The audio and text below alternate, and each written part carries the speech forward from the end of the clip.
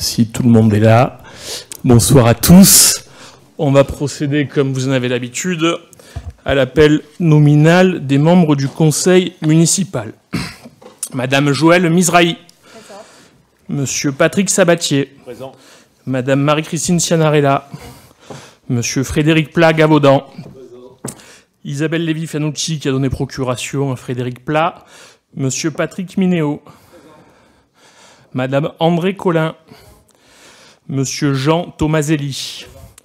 Madame Martine Schex. Monsieur Serge Bénica. Présent.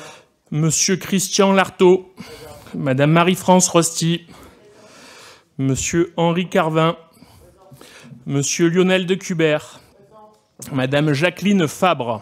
Présent. Monsieur Bernard Croze. Madame Marie-Claude Allary. Monsieur Maurice Attias. Christophe Moulin qui a donné procuration à Jean Tomaselli. Madame Emmanuelle Gérard-Tivillier. Madame Corinne de Ranieri qui a donné procuration à Marie-Christine Cianarella. Madame Sandrine Frère. Monsieur Laurent Castillo qui a donné procuration à Emmanuelle Gérard-Tivillier. Madame Stéphanie Gréco de Coningue. Madame Émilie Partouche. Monsieur Anthony Paget. Anaïs Abrahamian, qui a donné procuration à Sandrine Frère. Monsieur Loïc Rousseau.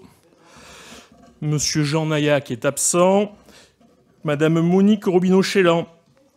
Monsieur Charles Dalmasso qui est absent. Madame Aurélie Trichot-Pirani. Madame Francine Larocca. Et Monsieur José Gonzalez.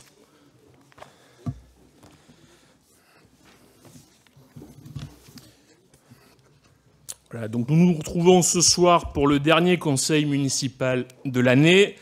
Aujourd'hui, en ce jeudi 12 décembre, notre conseil municipal se réunit en public avec une séance, et vous en avez l'habitude, qui est filmée et qui est diffusée en direct sur la page Facebook de la commune, sur le site allo.com et sur la nouvelle application de la ville d'Allo pour répondre à la double exigence de proximité et de transparence que nous nous sommes fixés. Avant d'entamer l'ordre du jour du conseil municipal, je tenais à revenir sur plusieurs sujets d'actualité qui méritent d'être abordés en ouverture de notre séance. Tout d'abord, faire un point, comme le veut en cette fin d'année, sur la programmation des fêtes de Noël. Comme vous le savez, nous avons procédé au lancement des illuminations le 30 novembre dernier avec un feu d'artifice au profit du Téléthon. Ensuite, nous nous sommes retrouvés, pour une grande partie d'entre nous, dans le village qui a connu un grand succès de participation ce week-end avec plus de 15 000 visiteurs sur le grand marché de Noël en 2 jours. Comme l'an dernier, nous avons souhaité décliner les festivités de Noël dans nos différents noyaux villageois. Ce fut le cas au Logis Neuf dès le 1er décembre dernier avec le marché de l'Avent organisé par le groupe Saint-Éloi du Logis Neuf. Et ça sera le cas à nouveau ce week-end du 14 et du 15 décembre avec notamment une grande chasse au trésor qui est organisée en lien avec les commerçants du Logis Neuf. Nous vous donnons rendez-vous également le samedi 21 décembre à la Punch pour de nouvelles festivités, avec notamment la chorale des enfants et plein d'autres animations. Et nous nous retrouverons aussi pour la traditionnelle descente des bergers, organisée en lien avec le comité des fêtes, qui aura lieu à nouveau dès 18h15 le 24 décembre prochain, pour permettre au plus grand nombre d'y participer, et notamment aux familles. J'ai eu l'occasion d'annoncer il y a de ça 48 heures, et vous le savez certainement déjà, que compte tenu du contexte national et de la rigueur budgétaire qui s'impose aux communes dans le cadre de l'élaboration du prochain budget, nous avons pris avec l'ensemble de l'équipe municipale la décision de ne pas organiser de cérémonie de vœux à la population dans notre commune en janvier 2025. J'en ai précisé les raisons dans un message vidéo que vous pouvez retrouver sur les différents sites de la commune. Ceci ne nous empêchera pas, bien évidemment, de nous retrouver sur les nombreux événements qui rythmeront la fin de l'année à Allo en cette période de Noël, comme en début d'année, donc dès janvier prochain, avec notamment, dès le dimanche 5 janvier, la fête de la Saint-Clair. Il est vrai que la situation politique est plus incertaine que jamais. C'est pas monsieur le député Gonzalez qui nous contredira, lui qui vote des motions de censure. Il se peut que le nouveau Premier ministre soit nommé dans la soirée Et si c'est le cas, naturellement, je n'hésiterai pas à vous prévenir dans le cadre de ce conseil municipal. Sans plus attendre, nous allons pouvoir entamer l'ordre du jour de ce conseil municipal avec la désignation du secrétaire de séance. Nous avons procédé à l'appel des élus. Je déclare donc la séance ouverte et je propose la désignation de M. Loïc Rouzeau, le benjamin de notre Assemblée, pour occuper les fonctions de secrétaire de séance conformément à l'article L. 2121-15 du Code général des collectivités territoriales. Qui est pour? Qui est contre? Qui s'abstient? M. Loïc Rouzeau est désigné en tant que secrétaire de séance. Nous allons approuver le procès-verbal de la séance du conseil municipal précédent qui s'était réuni le 26 septembre dernier. Donc, il retrace le déroulement du conseil et il est soumis pour avis à l'ensemble de l'Assemblée. S'il n'y a pas de demande de parole, je le soumets immédiatement à vos voix. Qui est pour? Qui est contre? Qui s'abstient? Il est adopté. Je vous en remercie. Nous allons revenir en ouverture de ce conseil municipal sur l'ouverture du pôle culturel de l'usine électrique. Nous avons célébré cet événement tous ensemble le 19 octobre dernier. Il est ouvert au public depuis le dimanche 20 octobre. Et à travers les délibérations qui suivent, nous allons pouvoir aborder un peu tous les points de l'organisation de ce pôle culturel qui rencontre déjà un franc succès. Je laisse la parole à Madame Jacqueline Fabre pour l'adoption du règlement intérieur de la bibliothèque. Le maire. Oui, donc la nouvelle bibliothèque municipale qui a ouvert ses portes le dimanche 20 octobre. On peut y découvrir son jardin de lecture, sa cabane aux histoires pour les tout-petits, ainsi que des espaces dédiés aux jeux de société, aux jeux vidéo et à des ateliers ludiques. Elle est gratuite depuis lors pour tous les Alaudiens et de nouveaux horaires élargis ont été mis en place, c'est-à-dire en continu la semaine de 10h à 18h et le week-end avec une pause méridienne entre midi et 14h. Depuis son ouverture, le pôle culturel a accueilli plus de 35 000 visiteurs. La bibliothèque a réalisé depuis octobre plus de 15 800 prêts. Sachant qu'il y a des petits changements aussi, que maintenant la durée du prêt n'est plus de 3 semaines mais de 15 jours. Et on ne peut plus emprunter que 10 livres au lieu de 15 parce qu'elles ont été littéralement dévalisées depuis l'ouverture. Afin d'accueillir de manière optimale les visiteurs, il convient de modifier le règlement intérieur de la bibliothèque municipale conformément à la délibération qui vous a été transmise. Ainsi, je vous propose d'approuver ce nouveau règlement intérieur. Merci beaucoup pour ces précisions. Effectivement, un succès de fréquentation qui va au-delà des espérances qui pouvaient être les nôtres. Juste, voilà, en ordre d'idée, comme cela a été dit, 35 000 visiteurs en même pas 2 mois d'ouverture. Oui. Et pour avoir un ordre d'idée, l'ancien site de la bibliothèque, donc qui se trouvait aussi au cœur du village, c'était 20 000 visiteurs en moyenne par an. C'est-à-dire qu'on a fait en 15 jours les taux de fréquentation qu'on faisait avant à l'année. Alors c'est normal, il y a un effet curiosité de l'ouverture du site, etc. Mais on part quand même sur des chiffres de fréquentation très élevés. Le lieu est apprécié, les gens y viennent, prennent plaisir à y revenir. On voit aussi bien les tout-petits dans ce qu'on a appelé la cabane aux histoires, avec de quoi avoir des livres à disposition malgré leur petite taille. La mezzanine qui est, elle, plus accessible, on va dire, à l'univers des adolescents avec de la BD, du manga, etc. Ça fait plaisir d'ailleurs de voir des étudiants y aller spécifiquement pour réviser leurs examens. Et vraiment, voilà, c'est un pôle qui fonctionne très très bien et qui est très prometteur pour la suite. Donc on en profite aussi pour remercier toutes les équipes municipales qui sont mobilisées pour faire fonctionner ce site et qui doit absorber une fréquentation qui a été quasiment multipliée par 10. Et puis beaucoup d'ateliers aussi sur la programmation, ateliers d'écriture, ateliers créatifs. En fait, l'équipe concocte chaque fois une programmation formidable qui est très importante d'ailleurs là, pendant les vacances de Noël. Tout à fait. Tout à fait. Sachez que le site est ouvert entièrement tous les dimanches jusqu'au début du mois de janvier, parce qu'on a un flot de visiteurs qui viennent découvrir les illuminations au cœur du centre historique, et on veut que ces nouveaux publics puissent aussi découvrir le pôle culturel si jamais ils ne l'ont pas fait, même le dimanche. Donc sachez que le pôle est ouvert entièrement durant toute la période des fêtes, également le dimanche. Est-ce qu'il y a des demandes d'intervention? Monsieur Gonzalez. Monsieur le maire, entre parenthèses, certes, j'ai voté la motion de censure. Pour nous, c'est une certaine cohérence pour protéger les Français de 40 milliards d'impôts en plus. Alors, en ce qui concerne ce pôle culturel, je voudrais dire, et vous l'avez souligné, monsieur le maire, vous avez annulé les vœux du maire par souci d'économie pour le budget. Et c'était ce que j'allais vous proposer pour ce genre de manifestation. Vous avez remarqué que cette belle réussite du pôle culturel a attiré beaucoup de personnes pour le jour de l'inauguration. Mais beaucoup ont manqué de sens de civisme. Pas tous. Heureusement, il y a encore des gens sensés sur Allo. Et ils sont venus principalement pour se ruer sur le buffet et éventuellement partir avec des plateaux pleins et les amener chez eux.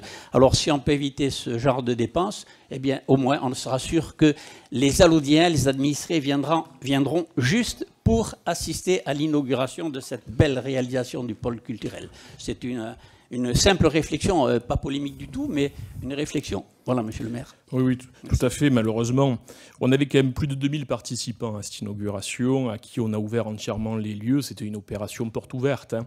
Et c'est vrai que ça a quand même du sens que les gens puissent prolonger un peu et profiter des lieux autour d'un verre et de quelques spécialités, parce que dans ce type d'événement, on fait travailler que les traiteurs locaux. Tous les traiteurs locaux de la commune étaient là, avec un budget bien maîtrisé, bien encadré, comme on le fait systématiquement. Et c'est vrai, malheureusement, on subit l'incivisme de quelques-uns, très peu sur les 2000 participants, mais de ceux qui viennent effectivement pour s'en mettre plein les poches, pour parler concrètement. Ouais, c'est un peu dommage, mais on a eu quand même plus de 2000 passages pour découvrir les lieux. Alors on peut assurer une comptabilité très précise du nombre de passages, parce qu'on a des portiques, notamment à l'entrée de la bibliothèque, qui permettent de comptabiliser les allées et venues de tous ceux qui fréquentent notamment la bibliothèque, ce qui nous permet d'avoir des statistiques très précises. Donc l'opération porte ouverte a été un succès, c'était le but, et on a vu dès le dimanche, alors que il n'y avait plus nos traiteurs sur place, une fréquentation qui ne s'est pas démentie et qui est encore d'actualité aujourd'hui. La fréquentation du pôle culturel a été encore importante là le week-end dernier, en marge du grand marché de Noël qui avait pris place au cœur du village. S'il n'y a pas d'autres demandes de prise de parole, je vais soumettre cette délibération à vos votes. Qui est pour ? Qui est contre? Qui s'abstient? Elle est adoptée à l'unanimité, je vous en remercie. Dans le même volet, il y a l'opération lecture par nature, donc qui va prendre place en partie sur le pôle culturel. Délibération qui nous est présentée par Madame Jacqueline Fabre. Merci Monsieur le Père. Oui, c'est effectivement une manifestation qui est portée également par la bibliothèque. Il s'agit d'une convention avec la métropole Aix-Marseille-Provence pour l'accueil des manifestations de lecture par nature. Pour sa 8e édition, l'événement consacré à la lecture publique aura pour thème l'eau dans tous ses états. Plusieurs spectacles seront proposés pour l'année 2025 à destination des écoles de la commune et sur le pôle culturel de l'usine électrique. La présente convention a pour objet de préciser les obligations et responsabilités liées aux conditions d'accueil des spectacles. Ainsi, je vous propose d'approuver la présente convention. Merci pour cette présentation. S'il n'y a pas de demande d'intervention, donc je la soumets à vos votes. Qui est pour? Qui est contre? Qui s'abstient? Elle est adoptée, je vous en remercie.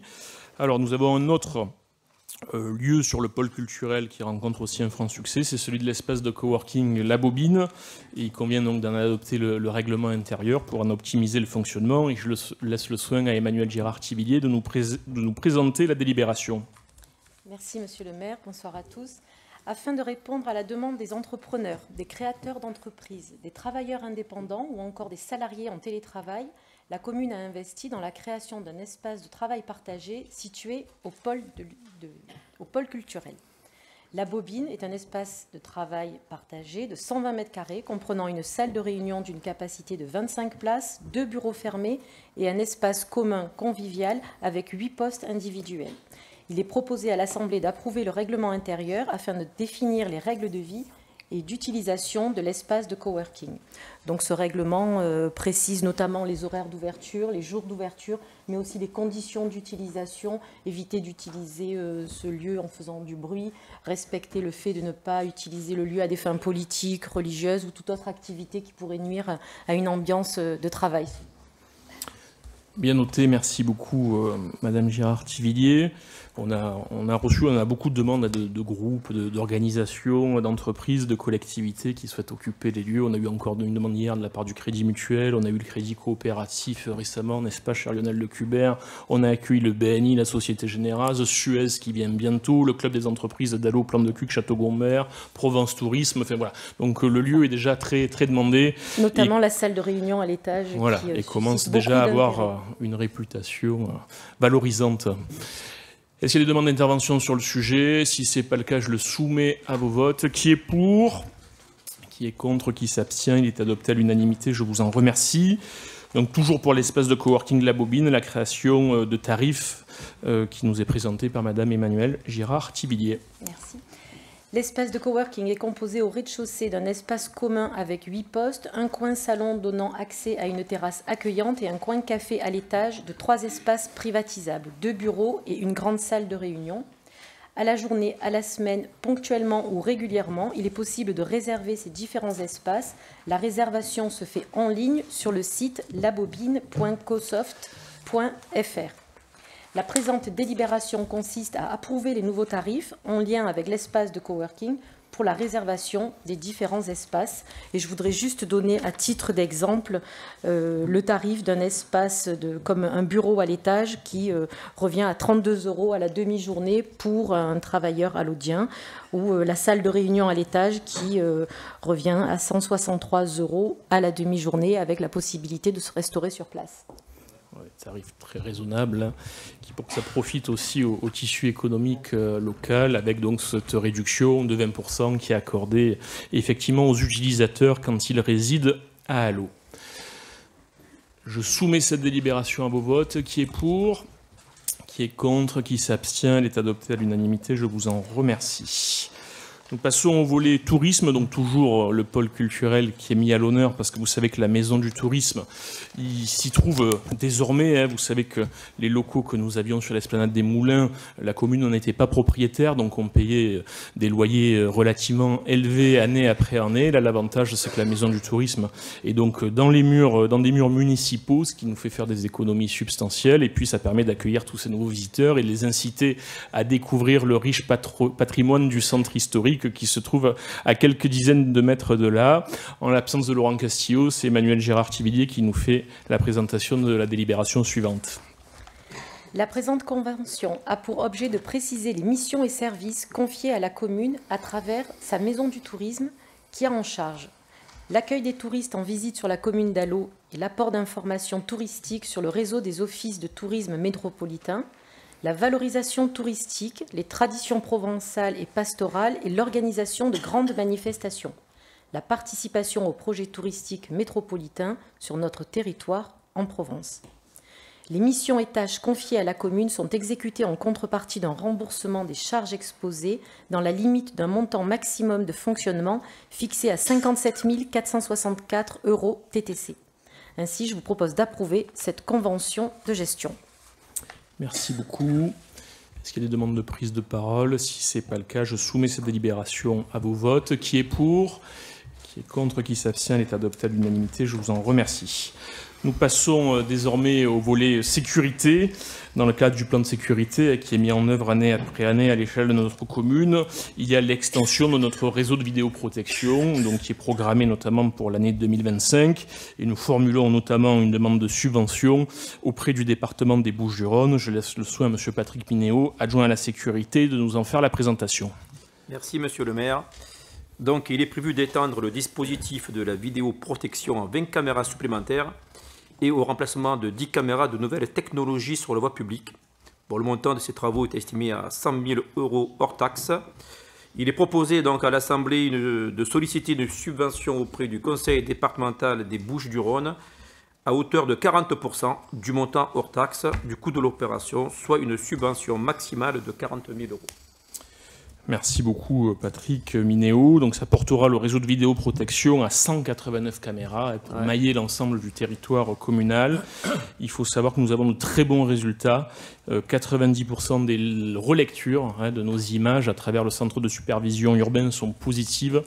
Donc c'est quand même un satisfecit et ça démontre aussi l'engagement sous l'autorité de M. Minéo de l'ensemble de l'équipe de la police municipale, des ASVP, des agents du CSU, du personnel administratif qui y travaille.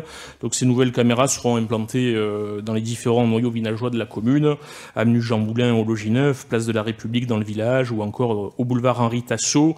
Tout ça voilà, pour mieux mailler encore le territoire de notre commune, les enjeux de sécurité étant toujours prioritaires. Est-ce qu'il y a des demandes de prise de parole sur le sujet? Monsieur Gonzalez. Oui, merci Monsieur le maire. Alors certes, nous n'allons pas bouder notre plaisir de voir un investissement qui peut améliorer la sécurité de nos administrés d'une part, mais je vais me répéter, n'est-ce pas Monsieur le maire, je le dis chaque fois, mais il faut se répéter pour être écouté, Delinda Carthago Est. Moi, je préférerais que nous puissions investir dans l'embauche de policiers supplémentaires pour assurer une sécurité jour et nuit dans notre commune. Voilà, c'est dit, je le dirai chaque fois, je le dis, je le redis, peut-être que... Je sais que nous avons fait des progrès à ce niveau, hein. Nous avons beaucoup plus de policiers qu'il y a quelques années, mais à mon avis, c'est insuffisant et je crois que c'est aussi une demande des administrés, tout en soulignant bien sûr que l'État se désengage à ce niveau. Hein. C'est une prérogative régalienne, c'est à l'État d'assurer la sécurité, mais se désengage. Alors c'est aux citoyens, à l'administré local, au contribuable local de remplacer la défaillance de l'État. Voilà, c'est dit. Merci. Oui, oui, tout à fait. C'est tout l'effort que nous faisons collectivement, qui était fait avant même 2020, qui convient de le souligner.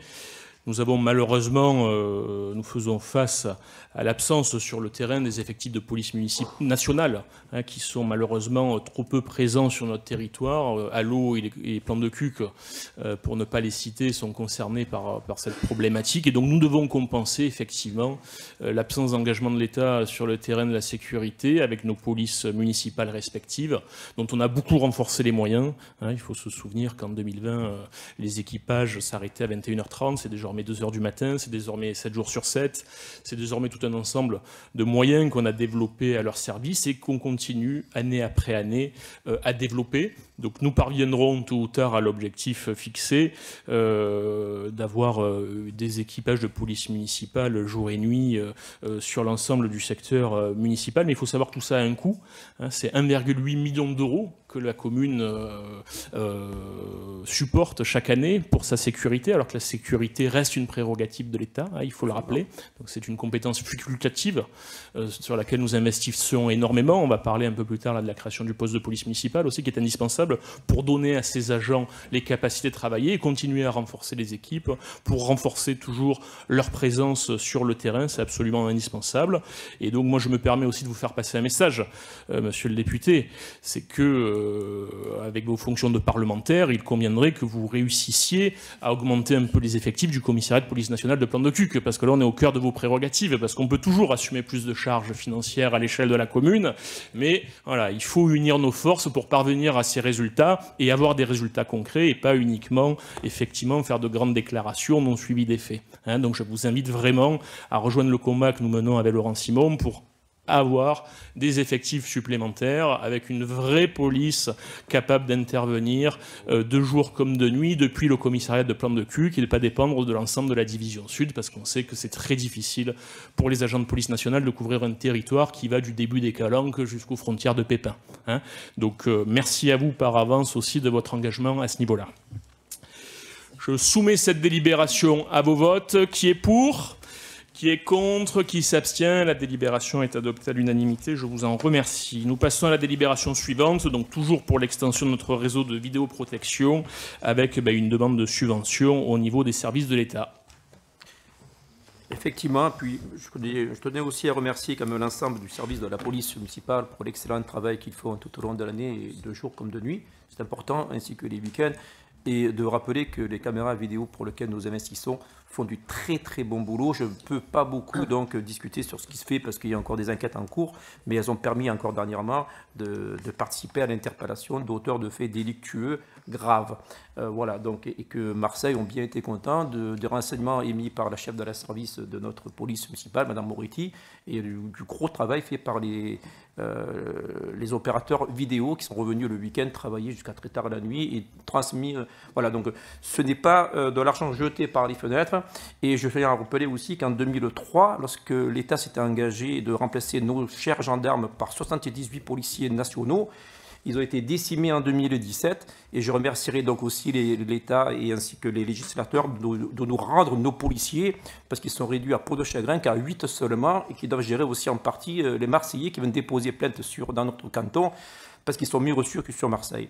Bon, là, ce qui fait que nous n'avons plus de policiers, mais si dans les hautes sphères parisiennes, on pourrait défendre le combat d'Allo que nous menons avec monsieur le maire de Cala et le maire Laurent Simon, toute bonne défense est bonne pour notre bonne ville.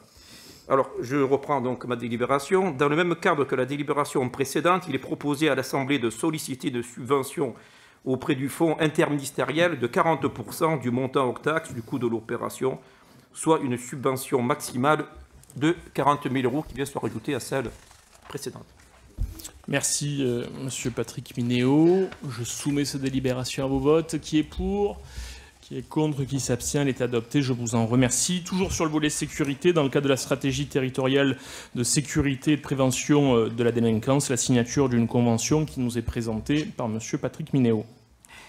Et je remercie aussi le travail de Monsieur Éric Napoléoni, ici présent, qui, dans le cadre du CISPDR, il fait un travail juste extraordinaire, bien sûr, avec Madame Chex. Et voilà, c'est un travail que je remercie parce que c'est pas rien et il s'investit énormément et chaque fois que je vois ces délibérations, elles sont juste parfaites. Donc, il s'agit du renouvellement pour l'année 2025 de la convention avec le CDAD, permettant la tenue de permanences mensuelles afin de consulter gratuitement, anonymement et confidentiellement des professionnels du droit au sein de la maison France Service. Il est prévu donc 10 permanences par an dans chacune des 2 communes sur la base d'un coût de 82 € par vacation. Je vous propose d'approuver le renouvellement de la présente convention. Merci Patrick Minéo. S'il n'y a pas de demande de prise de parole, je la soumets à vos votes. Qui est pour ?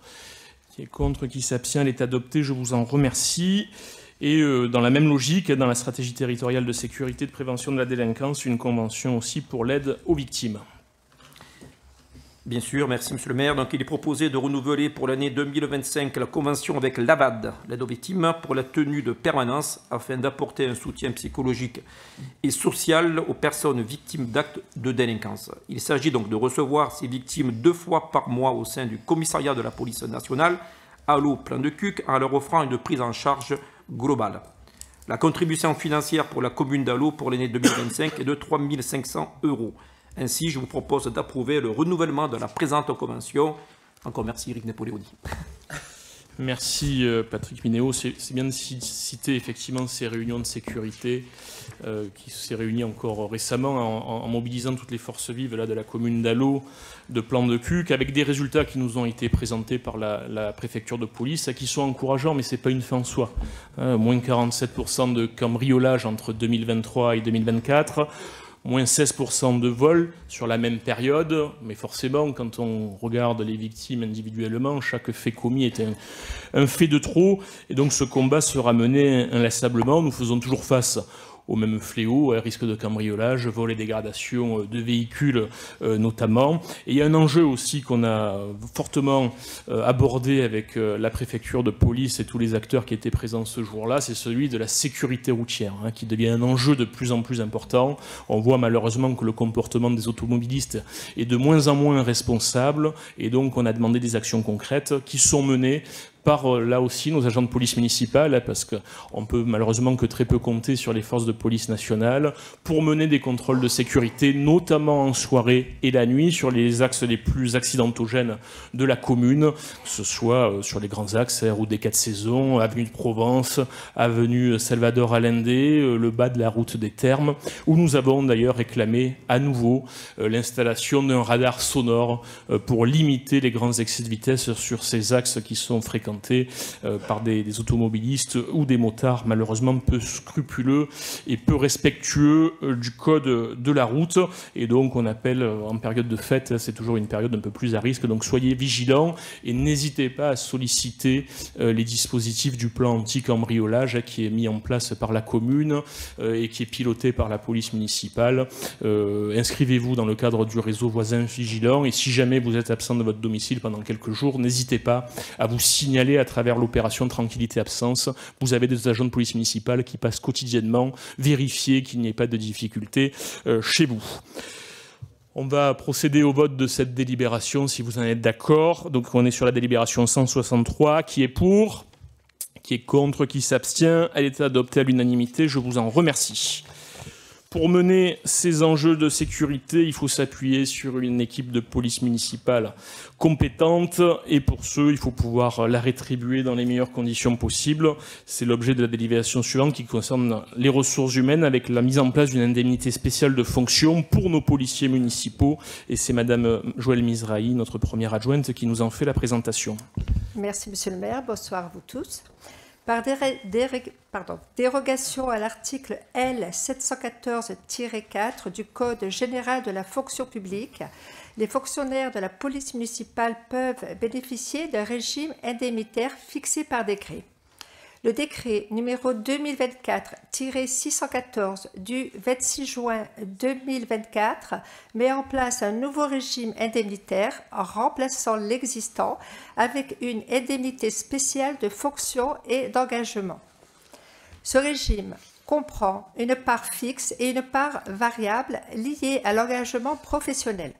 Ce nouveau régime doit être en place au plus tard au 1er janvier 2025. Sans quoi aucune indemnité ne pourra être versée. Ainsi, je vous propose d'approuver la mise en place de l'indemnité spéciale de fonction et d'engagement des policiers municipaux. Merci beaucoup Madame Mizrahi pour cette présentation. Est-ce qu'il y a des demandes de prise de parole ? Il faut savoir que ça représente en moyenne une indemnité supplémentaire de 2 000 € par an et par agent, mais on leur doit bien ça compte tenu de leur engagement sur le terrain matin, midi et soir. Je soumets cette délibération à vos votes. Qui est pour ? Qui est contre ? Qui s'abstient ? Elle est adoptée à l'unanimité. Je vous en remercie. Nous passons à la délibération suivante, toujours sur le volet sécurité, avec la construction du futur hôtel de police municipale dans le cadre du jury de concours de maîtrise d'œuvre qui va être mis en place. Je laisse le soin à Jean Tomaselli, l'adjoint aux finances, nous en faire la présentation. Oui, merci Monsieur le maire. Donc, dans le cadre de la construction du futur poste de police municipale au niveau du rond-point des jets d'eau, il est proposé une indemnisation des membres non élus du jury de concours de maîtrise d'œuvre. Donc pour la mise en œuvre du projet de construction du poste de police municipale, la commune a donné mandat de maîtrise d'ouvrage à la société locale d'équipement et d'aménagement de l'aire métropolitaine et conformément au code de la commande publique, le mandataire doit procéder au lancement d'un concours pour le choix d'une équipe de maîtrise d'œuvre chargée de la réalisation du projet. Donc un jury sera appelé à formuler un avis motivé sur les candidatures, c'est la première phase, et sur les projets des candidats admis, deuxième phase. Il incombe à la ville d'Allo de prévoir l'indemnisation des 3 membres désignés non élus du jury, disposant de la qualification professionnelle exigée des candidats pour participer au concours. Il est proposé de fixer cette indemnité à 600 € TTC par membre et par participation au jury. Pour conclure, je dirais que cette délibération s'inscrit dans ce qui vient d'être évoqué par Monsieur le maire et Monsieur Minéo quant à notre démarche active en faveur de la sécurité. Merci beaucoup Monsieur Tomaselli. Oui, Madame Robineau.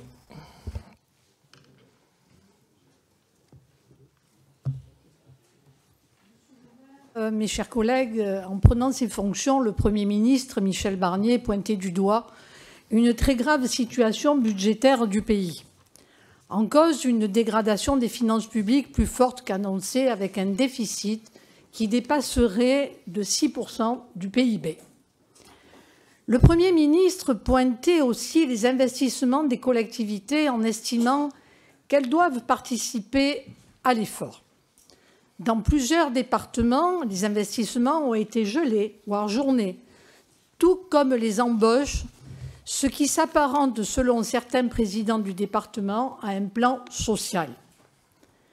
Dans de nombreuses communes, les maires étaient vent debout contre les mesures financières du gouvernement Barnier qui exigeaient une réduction des dépenses publiques passant par une baisse de dotation.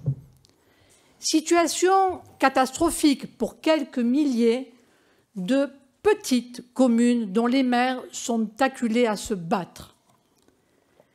Comme si de rien n'était, ici, à Allot, comme s'il s'agissait d'une cité république à part, où l'on étrille les administrés par des taxes indécentes, vous poursuivez votre but avec une dilapidation intense d'argent public. Nous délibérons aujourd'hui pour indemniser 3 membres désignés non élus du jury afin de participer au concours de maîtres d'œuvre pour le projet de construction du poste de police municipale sur la commune, pour un montant que je rappelle de 6 454 000 € hors taxes, ce qui revient à dire rentrer dans une des dernières phases du processus du projet de l'hôtel de police municipal avec un surplus en passant de 2 millions d'euros. Alors, ne mélangeons pas tout. Je dis oui, bien sûr, à la sécurité, car notre ville connaît une recrudescence des vols et autres graves méfaits. Mais non, c'est faux, c'est l'inverse. À des On vient de le dire à l'instant, Madame Robineau, écoutez. Mais non, à des investissements inappropriés, surtout dans les circonstances dont j'ai fait état. Alors, à l'indécence des taxes prélevées dans la poche du contribuable, n'ajoutons pas celle à l'égard du collectif de l'intérêt général. Je voterai donc contre cette délibération. D'accord, donc vous êtes contre la capacité de continuer à développer nos forces de sécurité sur le terrain au bénéfice des habitants de la commune d'Allot. Police municipale. Donc certainement que vous considérez qu'il n'y a pas matière à investir plus en matière de sécurité. Si, vous savez, sécurité, on a... Laissez-moi, je vous ai écouté, vous allez me laisser parler. Vous savez, on a aujourd'hui 2 postes de police municipale, un du côté du logis neuf et ici dans le village qui sont où on loge nos policiers municipaux dans ce qui ressemble à des préfabriqués. J'estime que quand on a une ambition en matière de sécurité, quand on veut développer les effectifs de police municipale, quand on veut se doter d'outils pour lutter concrètement et prévenir la délinquance au quotidien comme nous le faisons avec les résultats que je viens de vous rappeler, énoncés par la préfecture de police, je pense que vous n'avez pas la capacité de remettre en cause les chiffres officiels de la préfecture de police, il faut qu'on soit capable d'investir pour l'avenir et la sérénité de notre commune et de ses habitants dans les années futures. Ce poste de police municipale, il est absolument indispensable et c'est des investissements qui sont nécessaires et pour lesquels on sera accompagné naturellement du département, de la région, du ministère de l'Intérieur, de la préfecture de la région Provence-Alpes-Côte d'Azur et donc l'effort net pour la commune sera très raisonnable. C'est justement là la différence entre certainement vous et d'autres élus locaux qui ont le sens des responsabilités et qui savent s'assurer du soutien de partenaires institutionnels pour que le poids de leurs investissements ne repose pas sur les habitants de leur commune. Voilà. Donc ça, au moins, on sait de quel côté vous vous situez. Vous êtes plus certainement du côté de nos amis de chez LFI que du côté de ceux qui veulent une sécurité, une sérénité pour les habitants de notre belle commune. C'est malheureux, mais c'est le constat que l'on fait une nouvelle fois ce soir. Et voilà. Et ça, malheureusement, ça correspond assez bien à l'ensemble des contradictions que vous portez sur l'ensemble des sujets qui sont les nôtres. Je suis sûr que vos amis de l'opposition, eux, sauront reconnaître un projet qui est absolument indispensable pour la sécurité de notre commune et vous serez à la fois une fois seul à vous faire remarquer dans le cadre de ce conseil municipal. Mais c'est certainement une manière de vous démarquer. On a entendu vos arguments, pas besoin d'en dire plus. Je vais soumettre votre délibération, cette délibération, à vos votes. Qui est pour ? Qui est contre, qui s'abstient, elle est approuvée par l'ensemble des membres de cette Assemblée, à l'exception de Madame Robineau, on s'en saura sans souvenir. Nous passons aux délibérations suivantes qui concernent les finances, avec donc une avance sur les subventions que nous allons attribuer notamment à la Caisse des écoles, pour tous les élèves de la commune. Vous savez qu'on en a plus de 2100 dans l'ensemble des groupes scolaires. Pour le CCAS ainsi que pour l'AMA, je laisse le soin à Monsieur l'adjoint aux finances, Monsieur Thomas Zélie, de nous en faire la présentation. Oui, merci Monsieur le maire. Donc, les avances de subventions aux associations et établissements publics pour 2025, dans un contexte budgétaire difficile, témoignent d'un engagement fort en faveur de la cohésion sociale. En effet, ces financements sont essentiels pour permettre à ces acteurs de poursuivre leur mission pour le bien-être de nos administrés, créer du lien social, soutenir les plus vulnérables et dynamiser notre territoire à travers des initiatives sociales et éducatives. Malgré un contexte budgétaire de plus en plus contraint, la municipalité maintiendra en 2025 un niveau d'engagement élevé en faveur de ces établissements publics, à commencer par le CCAS et la Caisse des écoles. Ainsi, je vous propose d'approuver les avances de subvention pour le CCAS à hauteur de 300 000 €, la Caisse des écoles pour 100 000 € et pour l'AMA de 30 000 €. Merci beaucoup, cher Jean Tomaselli, pour cette présentation. Marie-Christine Cianarella, pour le CCAS, si vous voulez rajouter un complément, si on peut passer le micro à Madame Cianarella, s'il vous plaît. Oui, bonsoir à tous. Merci, Monsieur le maire. Donc, tout d'abord, je tenais à dire un grand merci à mon équipe de CCAS qui se mobilise au quotidien. Et vous le savez, voilà, ils sont présents et ils sont vraiment au cœur de l'humain et au cœur des problématiques de nos administrés. Le CCAS, par ailleurs, est partie prenante sur les enjeux de sécurité et d'aide aux victimes dont nous avons parlé précédemment. Le CCAS continue son développement à bon rythme, notamment en termes de déploiement du plan de lutte contre l'isolement des seniors et même en termes de stimulation de leurs facultés cognitives, prévention des chutes et différents ateliers de stimulation. Il poursuit également son action ville-hôpital. C'est une vraie politique médico-sociale qui se met en route avec l'hôpital et le réseau des professionnels de santé. Je dois signaler qu'avec Monsieur le maire a reçu Yann Bubien, qui est directeur général de l'ARS PACA. Nous poursuivons nos efforts de défense de l'hôpital d'Allo. C'est très important pour nos administrés et pour tout le territoire également. Voilà, et je dois signaler évidemment la création depuis le 1er octobre du pôle handicap qui est en train de se déployer à bon rythme et qui là aussi va rendre de grandes avancées et permettre de grandes réponses aux personnes et aux familles touchées par la problématique handicap. Donc le CCAS voilà, continue ses missions obligatoires mais se développe à bon rythme. Merci beaucoup.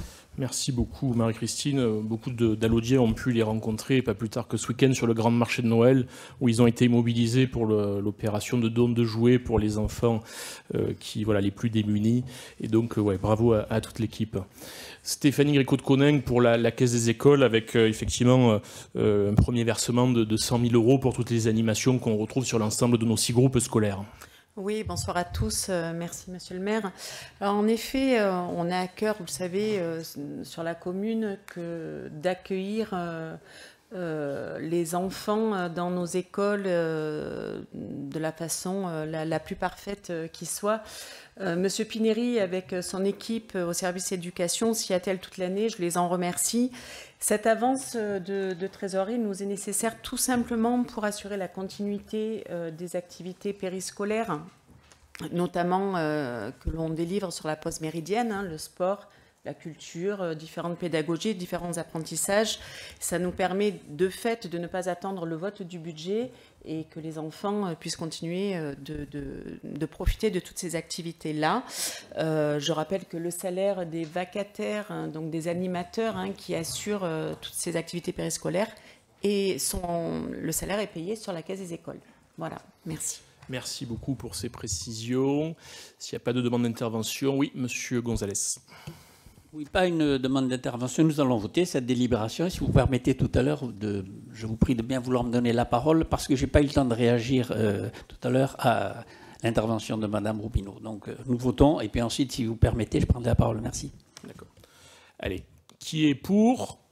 Qui est contre? Qui s'abstient? Donc la délibération sur les finances concernant le plan de financement de la Caisse des écoles du CCAS et de l'AMA est adoptée. Et Monsieur Gonzalez, vous vouliez parler au sujet vous vouliez revenir sur la délibération relative à la future construction de l'hôtel de police municipale. Oui, s'il vous plaît, j'avais une question à poser parce que je comprends très bien la réaction de Mme Robineau. Elle est dans l'opposition, elle s'inquiète pour les administrés, les contribuables. C'est vrai, ça peut représenter une somme qui peut être importante pour la construction de ce poste de police.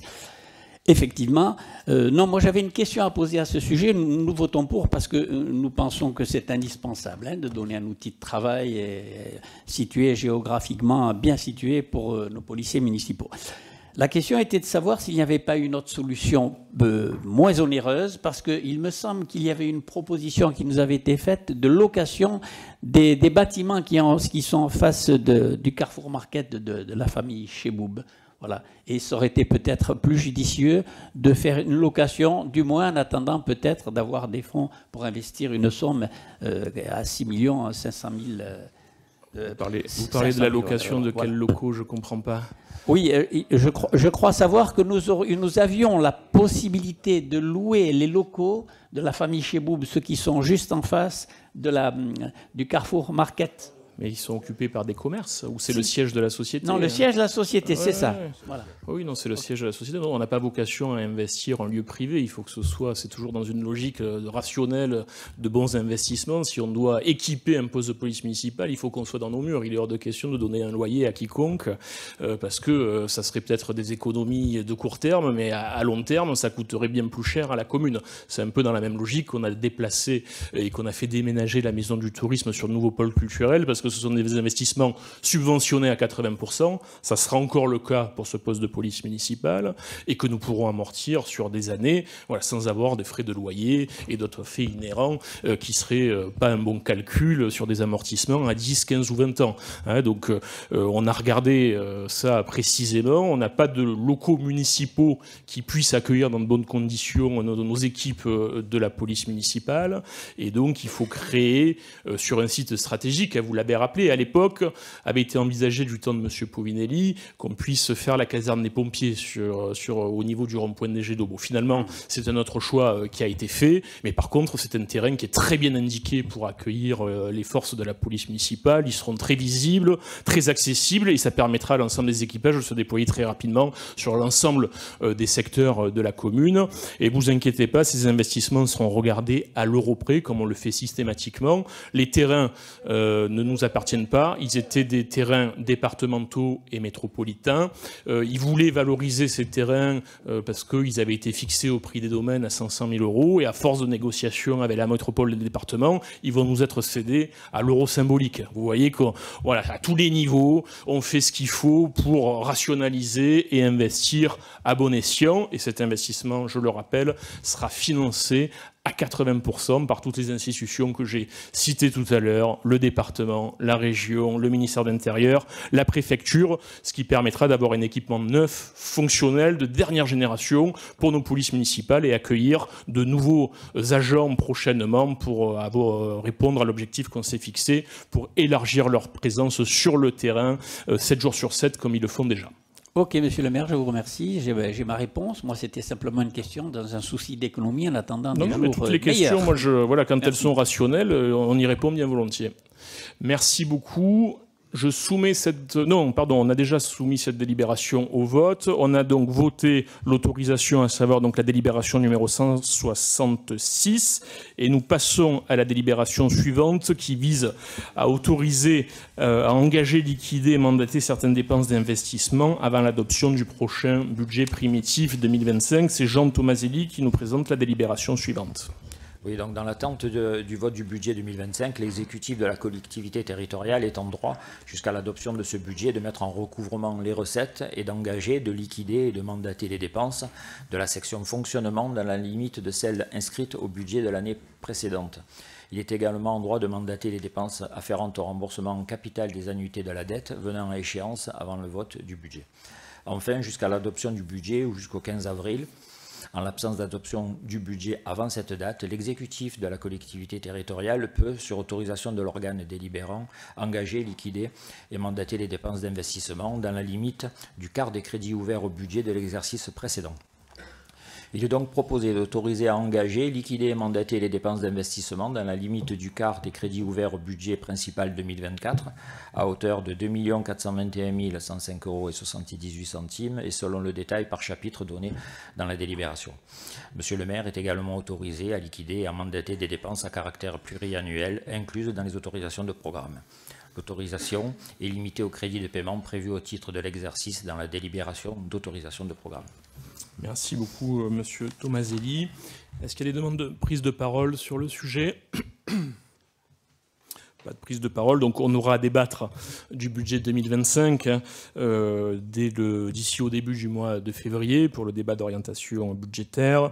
Donc les équipes travaillent d'arrache-pied pour préparer et affiner ce projet de budget avec l'ensemble des élus de la majorité municipale, délégation par délégation. Donc merci pour le travail de fond qui est mené malgré les grandes inconnues, parce que le contexte politique national n'est pas sans conséquences.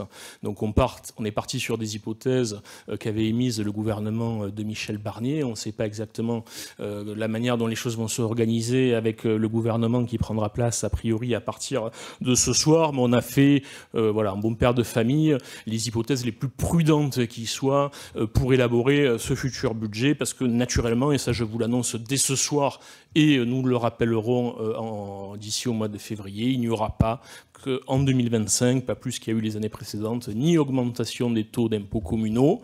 C'est une ligne qu'on s'est fixée et à laquelle on se tient. Donc toutes les hypothèses du budget ont été faites en sanctuarisant ce marqueur qui est particulièrement important. Comme il n'y aura pas d'augmentation des tarifs municipaux, notamment pour les familles, et pour préserver leur pouvoir d'achat, on n'augmentera pas, malgré la hausse encore des denrées alimentaires, des coûts de l'énergie, ni le tarif des cantines, ni le tarif du centre aéré, ni le tarif des garderies, etc., etc.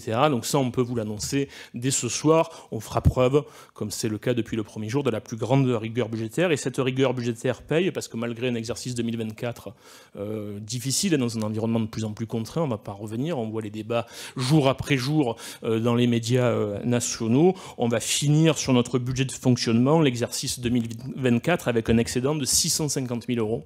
C'est pour dire le travail qui est mené par les équipes pour aboutir à ce résultat. Donc c'est quand même à souligner, parce que malheureusement, toutes les communes ne sont pas dans cette situation, mais voilà, avec la rigueur budgétaire dont on fait preuve, on arrive à des résultats très concrets et sans avoir recours à l'emprunt, c'est à souligner également. Merci donc pour l'ensemble de ces éléments. Je vais soumettre cette délibération à vos votes. Qui est pour ? Qui est contre? Qui s'abstient? La délibération est adoptée. Je vous en remercie. Nous passons au volet suivant, à savoir la promotion économique et le commerce, avec un avis sur les dérogations au repos dominical pour nos commerçants de proximité pour l'année à venir. Et c'est M. Serge Bénical, adjoint à l'économie locale, qui nous en fait la présentation. Merci, Monsieur le maire. Bonjour à tous et à toutes. Il est proposé à l'Assemblée, afin de favoriser les ouvertures en période de fête et de manifestation des noyaux villageois, de déroger au repos dominical le 12 dimanche pour l'année 2025. Alors, je vous propose le 5 janvier 2025, la fête de la Saint-Clair. Le dimanche 6 avril 2025, la fête des fleurs. Le dimanche 20 avril 2025, le dimanche de Pâques. Le dimanche 18 mai 2025, la fête des moulins. Le dimanche 29 juin 2025, la fête de la Saint-Jean. Dimanche 10 août 2025, la fête de la Saint-Laurent. Dimanche 21 septembre 2025, la journée du patrimoine. Le dimanche 16 novembre 2025, la fête de l'âne. Aussi le dimanche 7 décembre 2025, le dimanche 14 décembre 2025, le marché de Noël, le dimanche 21 décembre 2025 et le dimanche 28 décembre 2025. Merci, M. Bénica. Donc toute la période de Noël, naturellement, pour permettre à nos commerçants de bénéficier de cette période si importante pour eux. S'il n'y a pas de demande de prise de parole, je soumets cette délibération à vos votes. Qui est pour ? Qui est contre? Qui s'abstient? Elle est adoptée à l'unanimité. Je vous en remercie. Nous passons au volet environnemental. Et je vais passer la parole sans plus tarder à Frédéric Plat pour présenter une délibération relative à la sensibilisation aux enjeux environnementaux pour les élèves dans les classes élémentaires de la commune. Merci, monsieur le maire. Bonsoir à toutes et à tous. Voilà, c'est le genre de délibération que j'affectionne tout particulièrement parce que, vous le savez, nous avons fait avec la majorité un de nos chevals de bataille de sensibiliser les enfants et plus précisément les petits Alaudiens à l'environnement et avec l'aide du service éducation et de Stéphanie Gréco de Conin que je salue, on réussit petit à petit à intégrer un maximum de nos univers scolaires pour leur apporter des réponses à des questions qui se posent toute l'année et auxquelles ils n'en avaient pas forcément. Donc là, cette fois, on a progressé, on est allé encore un petit peu plus loin avec une structure qui s'appelle Ecopousse, qui intervient dans les écoles. Donc cette année, nous allons avoir de nombreuses initiatives. Et parmi elles, au milieu des initiatives qu'on a déjà mises en place, comme la végétalisation des cours d'école, le reboisement des collines que vous connaissez tous, la lutte contre le gaspillage alimentaire, la valorisation des déchets, les activités potagères, la mise en relation avec les apiculteurs de la commune, on intègre donc cette année cette formation qui va toucher 31 classes, à raison de 3 ateliers d'1h à 1h30 par classe. C'est les enfants qui ont été volontaires, bien sûr, hein, c'est sur la base du volontariat. C'est une première, hein, c'est quelque chose qui se fait assez rarement finalement dans les communes. Et nous allons avoir des ateliers très complets qui vont se dérouler tout au long de l'année, que nous suivrons bien sûr de près, et pour lesquels nous demanderons bien sûr un petit retour pour savoir comment tout ça s'est passé. Donc ces ateliers qui sont pilotés par différentes structures, notamment associatives, vont nous coûter à charge pour la commune à environ 6 696 €, non pas environ, hein, très exactement, 6 696 €, dont une grande partie est prise en charge par les aides que nous allons glaner, comme l'a signalé tout à l'heure monsieur le maire, que nous glanons partout, hein, un petit peu où nous le pouvons, bien que, comme vous le savez, ça commence à être un petit peu de plus en plus difficile. Les accès aux aides, y compris pour l'environnement, sont de plus en plus compliqués. Et vu qu'en termes d'environnement, c'est vrai pour la majeure partie de nos actions, mais en termes d'environnement, nous réfléchissons énormément sur le temps long. On a un petit peu de mal à faire passer ce genre d'informations et que tout le monde le comprenne. Donc voilà, sachez que nous allons nous adresser à un maximum d'enfants, que cette année encore, ça va démarrer en janvier, je crois, de mémoire, Stéphanie, si je ne m'abuse. Ça va démarrer en janvier, ça va durer une année complète, et j'espère qu'on aura des vrais retours et que surtout ce sera un vrai investissement sur l'avenir, enfin en tout cas j'en suis sûr. Et voilà, et je compte sur vous pour soutenir cette délibération. Merci Frédéric Plat. Est-ce qu'il y a des demandes d'intervention? Si ce n'est pas le cas, je soumets cette délibération à vos votes. Qui est pour? Qui est contre? Qui s'abstient? La délibération est adoptée à l'unanimité. Je vous en remercie. Volet suivant, donc toujours dans le volet environnemental, la demande de subvention auprès de la région Provence-Alpes-Côte d'Azur pour les gardes régionales forestiers et la surveillance des massifs durant l'été à venir. Moins excitant, mais tout aussi nécessaire. Comme tous les ans, nous faisons une démarche auprès de la région pour recruter des aides à la sensibilisation à l'entrée de nos massifs. Vous voyez certainement de qui je veux parler. Ce sont ces jeunes hommes qui sont à l'entrée de chacun de nos massifs et qui viennent sensibiliser les promeneurs à l'environnement et surtout aux risques que eux encourent et que nos massifs encourent à travers leurs visites, notamment pendant les périodes de sécheresse. Donc l'initiative va compléter les efforts existants qui sont mis en place par la commune et aussi par le comité feu et forêt, qui fonctionne très bien, y compris pendant l'hiver. Et cette subvention couvrira à peu près 80% des coûts. Donc je vous propose de l'approuver de la même manière que la précédente. On soumet cette délibération à vos votes. Qui est pour? Qui est contre? Qui s'abstient? Elle est adoptée à l'unanimité. On vous en remercie. Un nouveau dispositif concernant la vente de boîtes coupées. Avec pour l'hiver, les Alaudiens pourront venir récupérer du bois de nos massifs. C'est Frédéric Plat qui nous présente ce rapport. Voilà, je présente ce rapport en l'absence d'Isabelle Lévy-Fanucci qui est souffrante et que je salue pour ce travail qui a été mené de main de maître. Il est prévu dans le cadre, vous le savez, la défense contre les incendies, c'est aussi des coupes d'éclaircies que nous menons depuis plusieurs années, hein. C'est pas nouveau, mais nous les avons renforcés avec l'aide notamment d'Olivier Mandolia qui est derrière moi, qui s'est attelé à ces sujets très vite. Olivier et Audrey Battaglini qui travaillent sur ces sujets. Cette fois, il va s'agir de 22 hectares qui se situent au Vallon de la Vache, qui vont produire environ 500 mètres cubes de bois, que nous commercialisons d'habitude avec l'aide de l'ONF. Mais pour cette fois, nous avons eu envie d'aller un petit peu plus loin et de mettre en place un système d'affouage. C'est un système qui est vieux, qui est extrêmement vieux, puisqu'il date du Moyen-Âge. C'est ça, hein, on est d'accord ? Vous étiez déjà là, non ? Je n'y étais pas en tout cas. Merci en tout cas pour votre aide. Qui date du Moyen-Âge. Et donc cette année, nous allons faire un test avec somme toute, quelque chose d'assez modeste, puisqu'il va choisir à peu près de 500 mètres cubes de bois, que nous allons commercialiser à 42 euros la stère de bois, uniquement pour les Alaudiens bien sûr, et on essaiera de donner une priorité aux gens qui sont bénéficiaires du CCAS qui se chauffent au bois. Ce seront des éléments coupés en 30 ou en 50, on n'a pas encore décidé, en tout cas ce sera du prêt à utiliser. Bien sûr, on sensibilisera les Alaudiens à la partie séchage qui interviendra avant le brûlage. Donc c'est pas seulement mettre à disposition du bois à destination de nos concitoyens, sachant qu'une stère de bois aujourd'hui c'est à peu près une centaine d'euros, hein. Je vous le situe. Donc là, une quarantaine d'euros, c'est quand même, voilà, c'est quelque chose qui nous permet aussi de pouvoir payer correctement les personnes qui viennent s'occuper de tout ça. Et donc c'est un essai pour cette année. Nous verrons bien si nous poursuivons l'année prochaine. Et si le succès est au rendez-vous, bien sûr, nous irons un petit peu plus loin. Voilà. Merci pour cette présentation. Oui, Monsieur Gonzalez a demandé la parole. Maire, alors, je voulais poser la question à Madame Lévy-Fanucci. Et j'en profite pour lui transmettre mes vœux de prompt rétablissement, puisqu'elle est fatiguée apparemment. Alors, simplement, j'étais un peu interloqué par le tarif de 1 stère de bois à 42 €. Il me semblait que c'était cher, surtout pour du bois, c'est pas du bois noble, c'est du pain. Du pain. Voilà, donc c'était une question comme ça. Je pensais que c'était assez cher pour les administrer, 42 € 1 stère. Vous avez raison, et je vais vous répondre.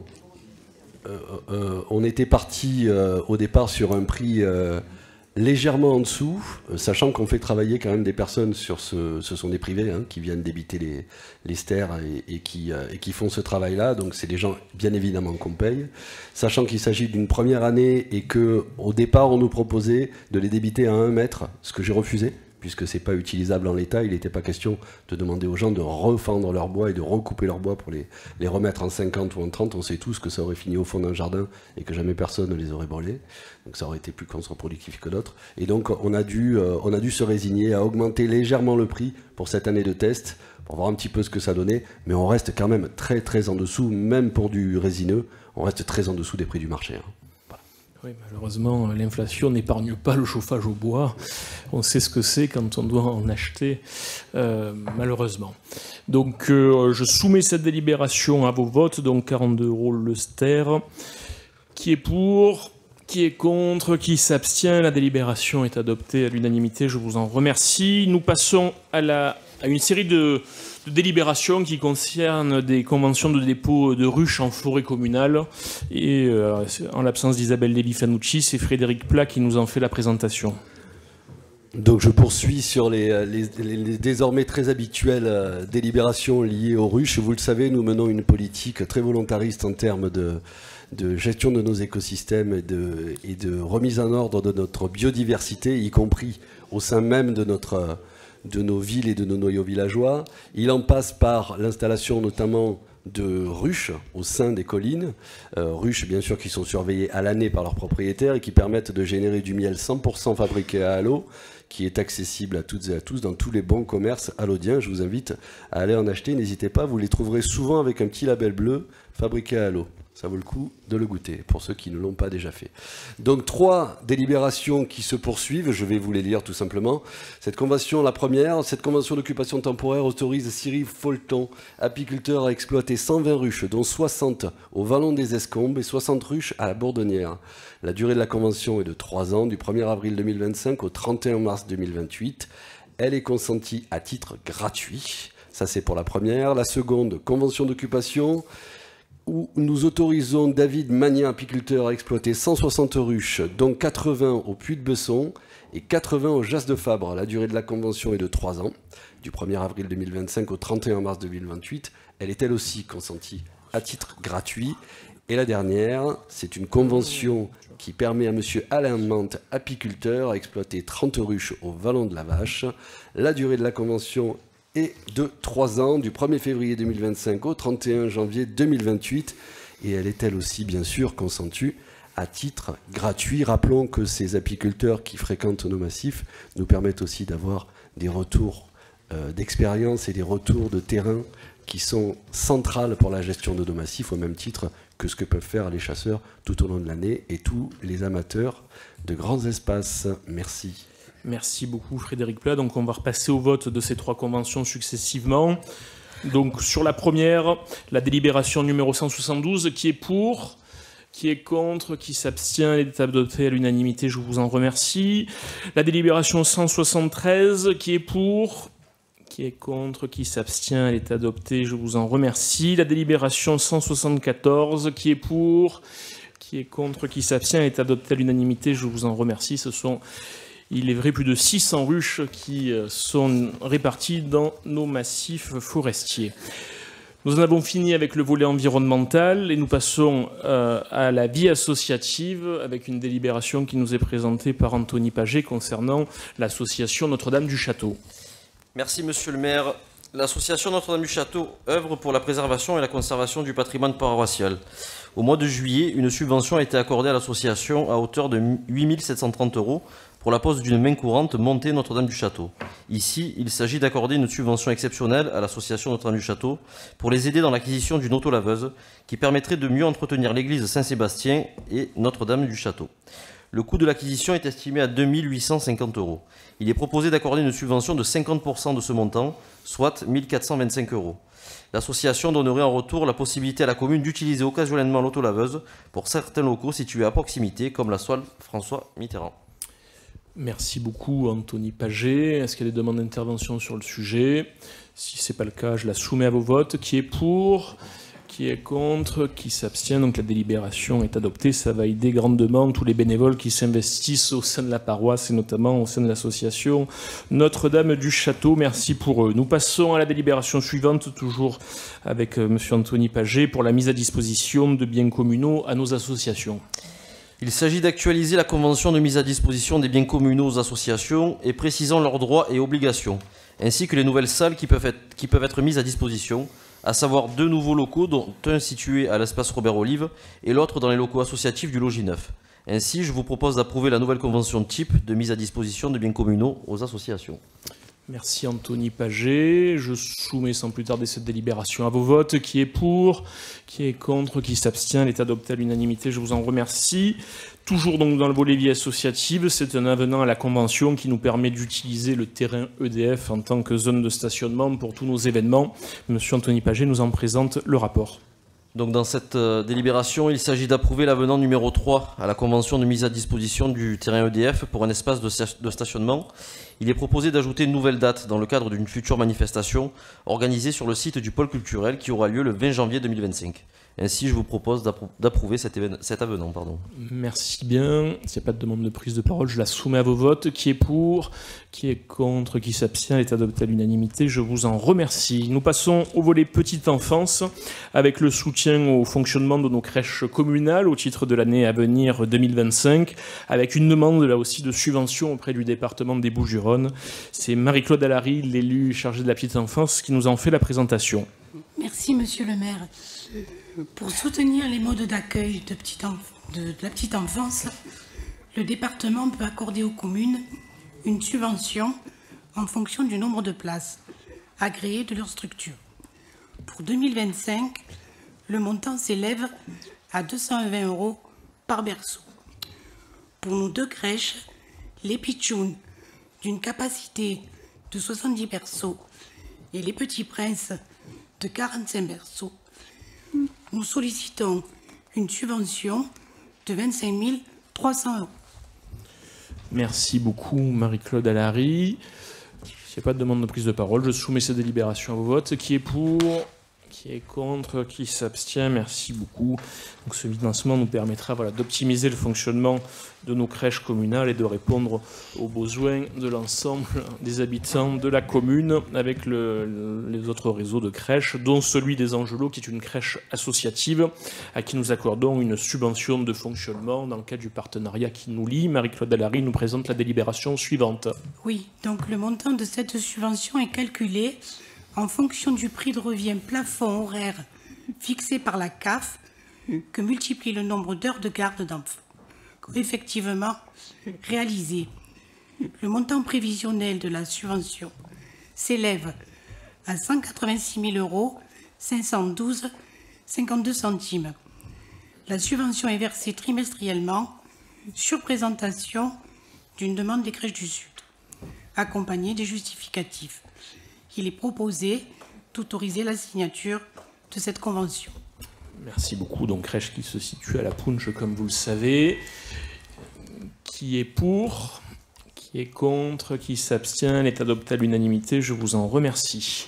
Nous passons au volet sport, santé, jeunesse, avec la convention de pose et d'entretien d'un défibrillateur automatisé dans le secteur de Pichoris. Et c'est monsieur Christian Lartaud, au titre notamment des conseils de quartier, qui nous en fait la présentation. Merci, monsieur le maire. En préambule, avec votre permission, permettez-moi de remercier l'association Les Amis de Pichoris, dont certains sont dans l'Assemblée, pour leur implication dans les conseils de quartier. Ils sont à l'origine de cette proposition. Je remercie aussi le service sécurité, le service technique et le service de l'urbanisme pour leur travail. Il est proposé à l'Assemblée d'installer un défibrillateur externe automatisé, c'est-à-dire avec un capteur solaire, dans le secteur de Pichoris. Cette installation a pour objectif d'améliorer la sécurité des populations, notamment en raison de l'éloignement des services de secours dans cette zone fréquentée par les randonneurs et les sportifs. Je dirais aussi les chasseurs. Le défibrillateur sera installé sur une parcelle privée appartenant à la famille Barthélemy, dont je remercie aussi la gentillesse et l'investissement, avec une emprise au sol de 0,50 m². La convention d'implantation est conclue à titre gracieux, sans indemnité pour les propriétaires. Le coût total de l'installation s'élève à 5 227,20 € TTC. Merci beaucoup Christian Lartaud pour cette présentation. On salue effectivement les amis de Pichoris qui sont bien représentés ce soir et le travail mené avec tous les conseils de quartier et plus particulièrement en l'espèce avec celui du Logis Neuf. S'il n'y a pas de demande de prise de parole sur le sujet, je soumets cette délibération à vos votes. Qui est pour? Qui est contre? Qui s'abstient? Elle est adoptée à l'unanimité. Je vous en remercie. Avant de continuer, je vais repasser la parole à monsieur Frédéric Plat parce que on a parlé d'un montant pour la stère de bois qui était mis à disposition des Allodiens et le tarif est encore plus intéressant que ce qu'on pensait. Oui, je pense que je vais faire un heureux, monsieur Gonzalez, vous allez pouvoir y aller. En fait, il s'agit de 2 stères pour 42 €. Il y a eu un petit problème sur mon papier. Donc voilà, c'est plus qu'intéressant puisqu'on est à 21 € la stère de bois de pin. Et je pense que j'ai fait 1 € pour ce soir au moins. C'est Noël. Ouais. Merci. Donc c'était déjà intéressant. Et là, ça l'est beaucoup plus. Merci beaucoup pour cette précision. Elle est importante. La délibération avait été, quoi qu'il en soit, adoptée à l'unanimité. Merci pour cette précision qui ne manquera pas de susciter un intérêt encore plus grand de la part des habitants de la commune. Nous revenons au fil de l'ordre du jour de ce conseil municipal avec la délibération numéro 181 qui concerne une convention avec l'association Avoir les gestes qui sauvent. Je laisse le soin à madame l'héliosport, à savoir Émilie Partouche, de nous en faire la présentation. Merci Monsieur le maire, bonsoir à tous. Donc effectivement, nous renouvelons la convention avec l'association qui permet de faire passer le bien nécessaire à nos jeunes allodiens. Hein. Donc, il s'agit donc de renouveler tout ça pour cette année. Donc, le coût de la formation est de 600 €. La commune apporte une aide financière à hauteur de 100 € pour chaque enfant inscrit ou adulte. Ensuite, à l'obtention du diplôme du BNSSA, la commune participe également pour un montant de 200 € pour les Allondiens en tout cas aussi. En contrepartie, les diplômés s'engagent à travailler les périodes estivales au sein de la piscine municipale d'Allot. Et cette aide ne peut pas excéder 15 stagiaires, toutes sessions d'approfondissement confondues. Donc, je voulais ajouter quelques informations. Donc, ces stages se déroulent sur les vacances scolaires du mois de février et du mois d'avril. Donc, on a une partie pratique et une partie théorique. Donc, les stages sont ouverts à tous. Il faut avoir 17 ans révolus pour pouvoir y participer. Et c'est vrai que c'est vraiment très intéressant, même aussi pour nos jeunes, de pouvoir participer à la vie communale sur la piscine. On a vraiment un énorme besoin d'accompagnement avec nos maîtres nageurs durant la période estivale. Donc c'est très intéressant, puis ça fait un job d'été sympa aussi. Voilà, merci. C'est bien de le souligner en espérant qu'on ait un maximum de participants. S'il n'y a pas de demande de prise de parole, on le soumet à vos votes. Qui est pour ? Qui est contre ? Qui s'abstient ? La délibération est adoptée. Je vous en remercie. Nous passons à une convention, une nouvelle avec pour la formation des cadres de l'animation et des loisirs. Donc c'est les formations BAFA, très concrètement. Là aussi, nous recrutons régulièrement de jeunes titulaires du BAFA pour encadrer notamment nos centres aérés et pas seulement. Je laisse le soin à Madame l'adjointe à la jeunesse, à savoir Martine Schex, de nous en faire la présentation. Oui, merci Monsieur le maire. Bonsoir à tous. Tout d'abord, je vais profiter de l'occasion qui m'est donnée pour remercier tout le personnel du pôle jeunesse qui œuvre toute l'année pour nos jeunes Allodiens, pôle jeunesse et maison de quartier sans les oublier, puisque nous avons bien dynamisé les participations. Donc merci à vous pour votre investissement. Donc je reviens sur la délibération. Donc il s'agit de renouveler la convention avec l'association AFOCAL afin d'organiser les formations de BAFA. Pour nos jeunes Allodiens, nous avons, en contrepartie de la mise à disposition gratuite de locaux municipaux et de la prise en charge des repas des stagiaires et des formateurs par la commune, l'association propose des formations à des tarifs préférentiels pour les titulaires de la carte jeune d'Allot, soit 290 € par personne pour la formation générale au lieu de 450 € et de 200 € par personne pour la formation d'approfondissement au lieu de 390 €. Ainsi, je vous propose d'approuver cette convention. Je voudrais préciser que les jeunes Allodiens peuvent passer le BAFA à partir de 16 ans révolus au jour de la formation. C'est noté, merci pour ces précisions. S'il n'y a pas de demande d'intervention, on passe directement au vote. Qui est pour ? Qui est contre? Qui s'abstient? La délibération est adoptée à l'unanimité. Je vous en remercie. Nous passons au volet suivant, à savoir celui des ressources humaines. Et je laisse la parole à Madame Joëlle Mizrahi pour le recours notamment à un contrat d'apprentissage pour le personnel de nos crèches. Merci, Monsieur le maire. La commune souhaite recourir à un contrat d'apprentissage pour la crèche Les Pitchouns pour la fonction d'auxiliaire de puériculture pour une durée de formation de 12 mois. L'apprentissage permet à des personnes âgées de 16 à 25 ans d'acquérir des connaissances théoriques dans une spécialité et de les mettre en application dans une entreprise ou une administration. Cette formation en alternance est sanctionnée par la délivrance d'un diplôme ou d'un titre. Ce dispositif présente un intérêt tant pour les jeunes accueillis que pour les services accueillants, compte tenu des diplômes préparés par les postulants et des qualifications requises par lui. Ainsi, je vous propose d'approuver le recours de ce contrat d'apprentissage. Merci beaucoup Joëlle Mizrahi pour cette présentation. Donc c'est pour la crèche des Pitchouns, à savoir la crèche du Logis Neuf. Est-ce qu'il y a des demandes d'intervention? Si ce n'est pas le cas, nous passons au vote. Qui est pour? Qui est contre? Qui s'abstient? La délibération est adoptée. Je vous en remercie. Nous passons à la délibération suivante qui concerne le rapport social unique au titre de l'année 2023. C'est à nouveau Madame la première adjointe qui nous le présente. Merci, Monsieur le maire. Ce rapport vient se substituer au rapport sur l'état de la collectivité, en rapport sur l'égalité professionnelle entre les femmes et les hommes et au rapport sur l'obligation d'emploi des travailleurs handicapés. Il comporte, sous forme dématérialisée, les données relatives aux agents relevant du comité social territorial liées aux thématiques suivantes: l'emploi, le recrutement, les parcours professionnels, la formation, les rémunérations, la santé et la sécurité au travail, l'organisation du travail et l'amélioration des conditions et de la qualité de vie au travail, l'action sociale et la protection sociale, le dialogue social et la discipline. Le rapport social unique doit être présenté à l'Assemblée délibérante après avis du Comité social territorial. Ce rapport a été adopté par le Comité social territorial en séance du 10 décembre 2024. Il appartient désormais au Conseil municipal de prendre acte de ce rapport. Merci pour ces précisions et cette présentation. Donc ça n'appelle pas de vote, mais nous prenons acte collectivement du rapport, si vous le voulez bien. Nous passons au volet suivant, à savoir celui de l'emploi, avec la délibération numéro 185 qui concerne le renouvellement d'une convention de partenariat entre la commune d'Allauch et l'association Mission Locale. Et c'est Serge Bénica qui nous en fait la présentation. Merci, monsieur le maire. Alors, il s'agit d'un renouvellement de la convention de partenariat avec la mission locale de Marseille, qui prévoit la mise en place de 2 permanences mensuelles le jeudi matin de 8h30 à 12h à la Maison de l'Emploi.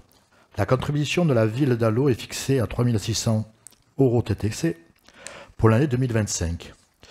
Alors, je vais intervenir sur quelques éléments. C'est vrai que nous le faisons, nous un partenariat chaque année avec la mission locale, mais il faut savoir ce qu'a apporté la mission locale chaque année.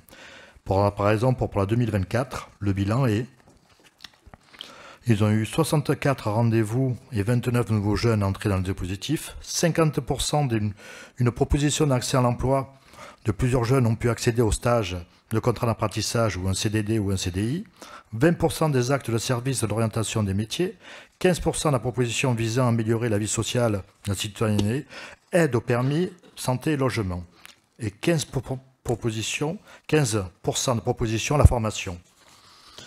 Alors c'est ainsi que je vous propose d'approuver le renouvellement de la présente convention. Merci pour ces précisions. Il n'y a pas d'autres demandes d'intervention, donc je soumets ce rapport à vos votes. Qui est pour? Qui est contre? Qui s'abstient? Il est adopté, je vous en remercie. Nous passons au volet suivant, à savoir l'aménagement urbain et la préservation de notre cadre de vie, avec l'acquisition amiable d'une propriété, plus particulièrement d'un parking, avenue Jean Giono à Allauch, et je laisse le soin à monsieur Patrick Sabatier, adjoint à l'urbanisme, de nous en faire la présentation. Merci Monsieur le maire. Donc, bonsoir à tous. Alors, chers collègues, il s'agit d'approuver l'acquisition amiable d'une propriété non bâtie à usage de parking située en bordure de l'avenue Jean Giono, proposée par la société Altarea, syndic de la copropriété Cœur Restanque. La commune ayant un besoin important de stationnement public propose d'acquérir cette parcelle à l'euro symbolique. Je vous rappelle je tiens à souligner plus exactement que de nombreux commerces, centres médicaux, études notariales, magasins alimentaires, crèches, etc. sont à proximité de ce parking. Il y a même une permanence d'un élu. Donc, de plus, ce dernier est non clos et il est utilisé par les habitants de la commune lors des nombreuses fêtes et manifestations municipales organisé dans le village. Et on y accède au village, au cœur de ce village, par le chemin de la Calade, l'avenue de la Calade. Ainsi, je vous propose d'approuver l'acquisition amiable auprès de la société Altarea, syndic de la copropriété Cœur Restanque, de la parcelle cadastrée section EA 101, d'une superficie de 1008 mètres carrés à l'euro symbolique. Merci beaucoup, monsieur Sabatier, pour cette présentation. Donc, il nous semble important, effectivement, de sanctuariser ces places de stationnement pour que chacun puisse bien les visualiser. Elles se trouvent au niveau, tout proche du rond-point des Palmiers, sur l'avenue Jean Giono. Voilà, un investissement très raisonnable à l'euro symbolique qui nous permet de sanctuariser ces places de stationnement qui servent aux différents usages que vous avez rappelés. S'il n'y a pas de... Oui, monsieur Gonzalez. Simplement. Comment refuser une telle aubaine, honorable collègue, puisque nous manquons de parking, comme vous l'avez souligné, et pour 1 euro symbolique, alors on peut se poser la question, pourquoi le syndic cède 1000 mètres carrés de terrain parking pour 1 euro symbolique? Mais on est preneur, hein, il n'y a aucun problème, bien évidemment. Merci. Monsieur Sabatier va vous préciser tout ça. Bon, tout simplement parce qu'il est non clos. S'ils veulent le privatiser, il faut tout d'abord qu'ils le ferment, avec la gestion des accès. De plus, on aura en charge, bien évidemment, si nous acquérons à l'euro symbolique ce parking, nous aurons en charge la gestion. Voilà, mais qui a un coût. La gestion et l'entretien que nous assurons déjà, donc ça ne va pas changer grand-chose. Mais par contre, on s'assure que le parking reste ouvert et accessible à l'ensemble des habitants de la commune, ce qui est la volonté que nous défendons compte tenu des problèmes de stationnement. Et parallèlement à ça, on travaille à de nouvelles hypothèses de stationnement à proximité, notamment du centre historique. Et donc, on aura l'occasion d'y revenir lors des prochains conseils municipaux. Nous avons en vue l'acquisition d'un terrain à proximité du bureau de poste du village pour créer des places de stationnement supplémentaires. Nous continuons de négocier avec le comité d'entreprise d'EDF pour organiser des places de stationnement aussi au niveau du rond-point Saint-Roch et de l'avenue du Général de Gaulle. Et nous proposerons aussi des solutions de stationnement minutes dans les différents noyaux villageois pour favoriser l'accès au commerce et donc des équipements que nous ferons au courant de l'année 2025 et dont on aura l'occasion de débattre ces prochains mois ici au sein de cette assemblée municipale. Donc je soumets la délibération numéro 186 à vos votes. Qui est pour? Qui est contre? Qui s'abstient? La délibération est adoptée. Je vous en remercie. Nous passons à la délibération suivante qui concerne une propriété communale qui se trouve vraiment tout près de la salle où nous nous trouvons. Il s'agit de régulariser 20 mètres carrés au sein de la rue du Pilon. C'est monsieur Patrick Sabatier qui nous présente le rapport. Donc, chers collègues, il est proposé de la vente d'une propriété communale située à la rue du Pilon, à 20 mètres de cette salle, pour régulariser un empiètement de la parcelle voisine. Ce bien d'une superficie de 20 mètres carrés ne fait l'objet d'aucune utilité pour la commune. Une offre de prix a été faite par la commune à monsieur et madame Sépu pour un montant de 5 200 €, offre qui a été acceptée. En conséquence, il est proposé au conseil municipal d'accepter le principe de la mise en vente du terrain cadastré section EB 302 d'une superficie de 20 mètres carrés à la rue du Pilon. Merci, monsieur Sabatier. Est-ce qu'il y a des demandes d'intervention? Oui, monsieur Gonzalez. Monsieur le maire. Oui, effectivement, nous allons la voter, cette délibération, bien évidemment, parce que sinon, ça va bloquer, les velléités de vente de cette propriété et qui occupe, sans droit ni titre, ces 20 mètres carrés. Alors, on peut s'étonner qu'il y ait des personnes qui occupent, sans droit ni titre, un bien communal. Mais bon, allez, nous allons voter, il n'y a pas de problème. Oui, c'est une situation très ancienne. C'est le propriétaire qui avait, à l'époque, mais je vous parle de ça en dizaines et des dizaines d'années, c'est certainement de l'après-guerre, qui avait aménagé une petite terrasse devant la propriété qui lui appartenait. Donc l'espace public appartenait à la commune. À l'époque, je pense que la municipalité d'antan, je ne sais pas s'il s'agissait de M. Povinelli ou même d'un de ses prédécesseurs, n'avait certainement pas remarqué qu'elle empiétait sur le domaine public. Et là, au moment de la vente de cette propriété, il convient de régulariser pour que, effectivement, on ne bloque pas un administré qui n'est responsable à rien de cette situation parce que c'était les propriétaires précédents qui occupaient ce petit bout d'espace public. Voilà toutes les explications qu'on pouvait vous donner en l'espèce. S'il n'y a pas d'autres demandes d'intervention, je soumets cette délibération à vos votes. Qui est pour? Qui est contre? Qui s'abstient? La délibération est adoptée à l'unanimité. Je vous en remercie. Nous passons à la délibération suivante. Donc, c'est la constitution d'une servitude de passage d'un réseau d'eau usée en tréfonds sur l'avenue Salvador Allende à Allo. Donc, on est dans le secteur du Logis Neuf. C'est monsieur Sabatier qui nous en présente le rapport. Par délibération 2024 sur 42, chers collègues, vous avez délibéré, vous avez accepté d'acheter la propriété des consorts Olive, cadastrée section DL numéro 4P, désigné LOA. Cet emplacement est réservé pour des extensions d'équipements sportifs et parking. Il jouste l'espace Robert Olive. Lors de la signature de l'acte notarié, un réseau enterré d'eau usée a été découvert sur cette parcelle. il est nécessaire d'établir et de constituer cette servitude. Le propriétaire de cette dernière a accepté cette régularisation. Cette servitude est consentie à titre gratuit. La commune prendra en charge les frais de notaire et les frais d'entretien seront à la charge des bénéficiaires. Ainsi, je vous propose d'approuver la constitution de cette servitude du réseau d'eau usée en tréfonds et ce conformément au plan de division du géomètre sur lequel est retranscrit le tracé du réseau d'eau usée. Merci pour ces précisions, Monsieur Sabatier. S'il n'y a pas de demande d'intervention, je soumets cette délibération à vos votes. Qui est pour ? Qui est contre? Qui s'abstient? Elle est adoptée, je vous en remercie. Nous continuons donc ce volet avec la demande d'aide financière au département pour le dispositif d'aide à l'embellissement des façades. Vous en avez l'habitude, ça fait l'objet de délibérations fréquemment pour soutenir tous ceux qui veulent embellir leurs façades, notamment au cœur du centre historique de la commune. C'est M. Sabatier qui nous présente la délibération. Oui, chers collègues, c'est donc une délibération habituelle en l'espèce pour la réfection et la subvention qui est liée à la réfection des façades. Alors pour la période du 7 juillet 2024 au 12 décembre 2024, Monsieur le maire a été saisi par le ravalement d'un immeuble. Il est situé 60 rue Notre-Dame. Demande de subvention communale 9 405,55 centimes. Le comité technique a été consulté le 21 novembre 2024 et a émis un avis favorable. Le dossier est jugé complet et recevable. Le versement de la subvention par la commune est subordonné au contrôle des travaux par l'équipe opérationnelle compétente, à la présentation des autorisations administratives et des justificatifs de dépenses correspondantes et au respect par le bénéficiaire des prescriptions architecturales et techniques. Je vous rappelle que dans le cœur du village, nous sommes soumis à l'autorisation de l'architecte des bâtiments de France.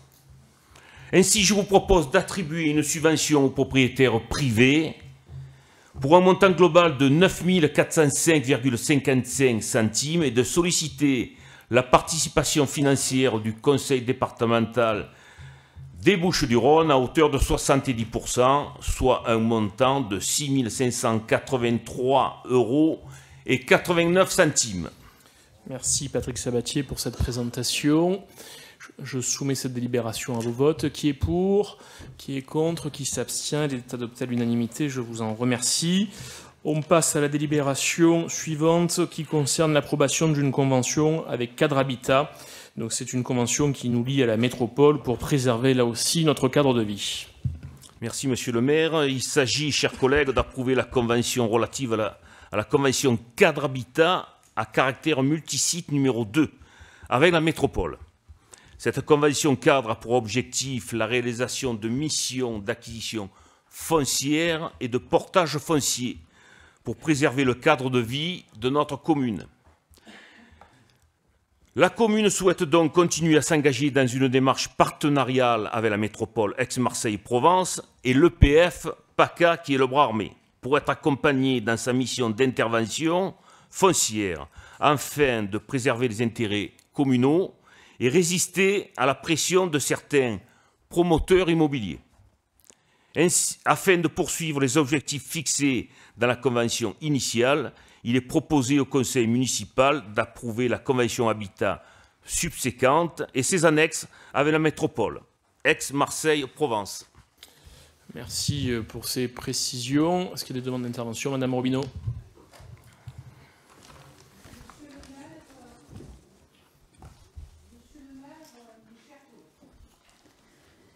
Pour le devenir d'Allo, je ne peux approuver cette convention qui est une convention dite Habitat, que vous nous soumettez dans le cadre du programme local de l'habitat PLH, que vous avez voté dès demain à la métropole le 22 février 2024, et qui fixe une proportion de création de logements aidés supérieure à 30%, et ce, jusqu'à fin 2029.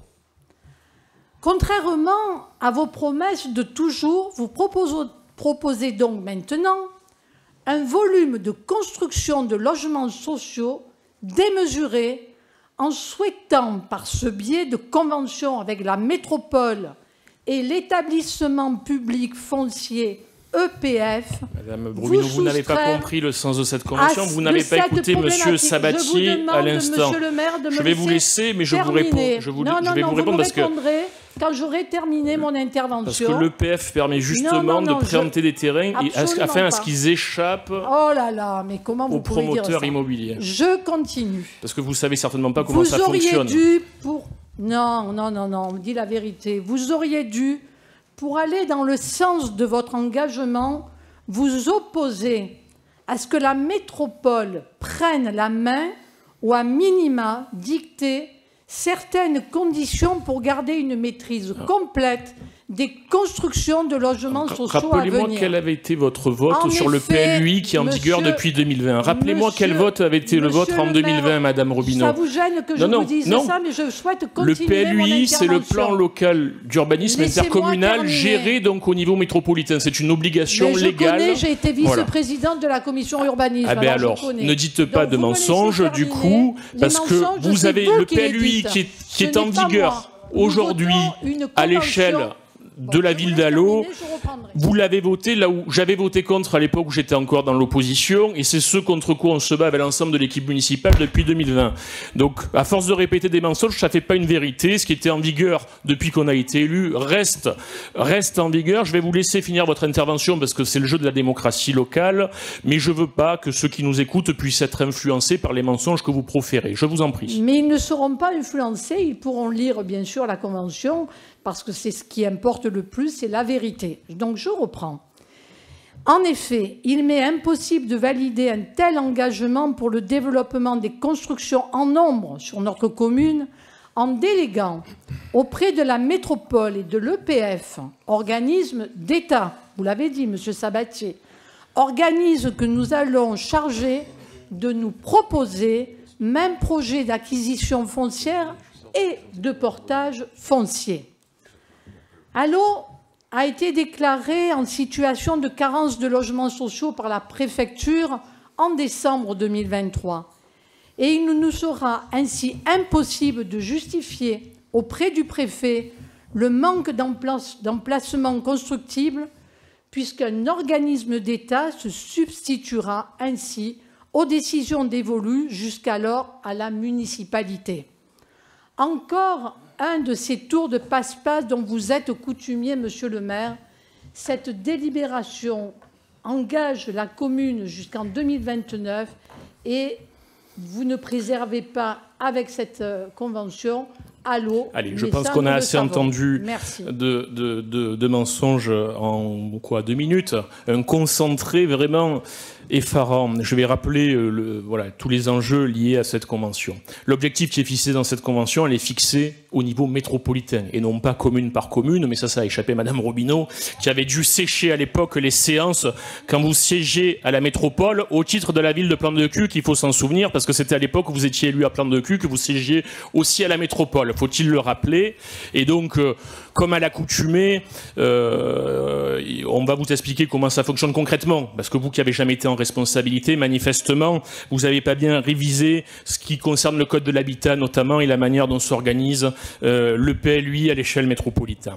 Ce que nous permet concrètement cette convention, c'est le rachat d'un certain nombre de terrains qui sont aujourd'hui vierges de toute construction, mais qui sont, parce qu'on subit, je rappelle, un PLUI que vous aviez voté en décembre 2019 avec la majorité municipale de l'époque, là où moi je m'y étais opposé, j'avais été le seul à le faire d'ailleurs, je me souviens très bien de ça, et nous luttons depuis 2020 avec Patrick Sabatier, avec l'ensemble de l'équipe municipale ici présente, contre les 6 grands projets immobiliers qui avaient été validés à l'époque dans le nouveau PLUI, ce qui nous vaut d'ailleurs les foudres de la préfecture, parce que vous savez qu'on a des pénalités financières au titre de la loi SRU à hauteur de 1,2 million d'euros, parce que justement nous ne construisons pas. Nous avons aussi un procès avec le constructeur Eiffage, pour ne pas le citer. Nous sommes toujours en négociation avec le Crédit Agricole Immobilier pour récupérer les terrains du plateau de l'environnement, où 100 logements étaient prévus, etc., etc. Vous voyez, ça c'est du concret, Madame Rubino. On n'est pas dans l'incantation vaudou que vous nous faites régulièrement autour de ce conseil municipal. On prévoira les fumées pour être dans l'ambiance lors lors de nos prochains rendez-vous, parce que vraiment, c'est un exercice dont vous êtes une reine. Donc, à ce titre, l'EPF, très concrètement, vous connaissez par exemple le chemin des Gaspiates, où il y a quelques années, il y avait des grands projets immobiliers qui étaient prévus, et ça nous faisait effectivement une crainte qui était fondée, parce qu'on avait peur que ces terrains, notamment dans le secteur des Gaspiates, on pourra en citer d'autres à l'échelle de la commune, hein, notamment dans d'autres secteurs, autour de l'avenue de Provence, etc.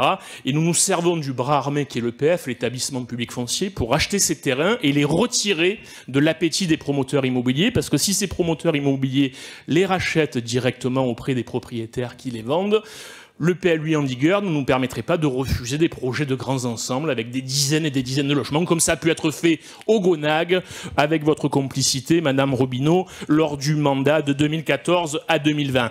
Donc, à ce titre, on va se servir de cette convention, non pas pour construire, mais pour éviter de construire, et l'EPF rachète des terrains. Concrètement, l'EPF rachète des terrains sur le terrain communal, nous les met à disposition, ça veut dire qu'on gèle tout projet de construction, comme c'est le cas au Gaspiates et ailleurs, et sans que ça pèse sur le budget communal. Parce que si c'est pas l'EPF qui a racheté ces terrains qui sont constructibles, donc qui ont une valeur financière très élevée, hein, parce que quand on connaît le prix du foncier à l'eau, pour ceux qui habitent, c'est pas votre cas, j'en suis désolé pour vous, donc on ne pourrait pas faire supporter ça sur le budget communal. Et donc c'est l'établissement public foncier qui est le bras armé des communes, qui, avec la métropole et nous-mêmes, rachetons ces terrains et les sauvons de toute promotion immobilière. Alors je sais que ça vous contrarie, mais c'est une réalité et c'est comme ça. Voilà. Et donc on continuera à se battre avec Monsieur Sabatier, avec tous ceux qui sont de bonne volonté autour de cette table, dans cette direction pour préserver le cadre de vie d'Allo. Et c'est une de nos ambitions premières. Et je pense qu'on y arrive, et on y arrive, et on a déjà de très très bons résultats. Monsieur le maire, je vais vous répondre en partie sur un sujet. Je me bats tous les jours en tant qu'élu à l'urbanisme.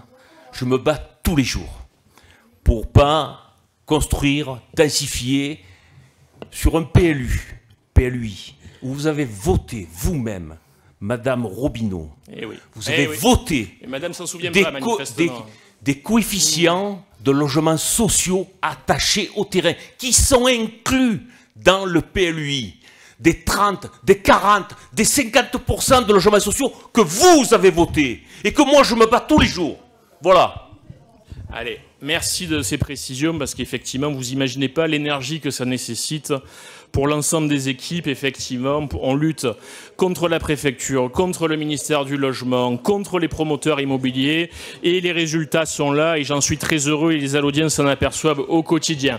Ça suffit, Madame Robineau, vous avez eu la parole. Je vais passer au vote sur cette délibération. Qui est pour ? Qui est contre? Qui s'abstient? La délibération est adoptée très largement. Je vous en remercie. Nous passons au volet métropolitain avec la délibération 191 qui nous est présentée par Monsieur Maurice Attias. Merci Monsieur le maire. Donc c'est la présentation du rapport annuel d'activité de la métropole. Celui-ci est simplement à prendre en acte, mais il y a quelques sujets quand même qui nous intéressent. Donc ça retrace l'activité 2023 pour la commune. Il y a eu une concertation publique concernant la restructuration du réseau de bus qui va bientôt être mis en application dans l'objectif d'un doublement de l'offre de la RTM. Je vous propose de prendre acte du présent rapport.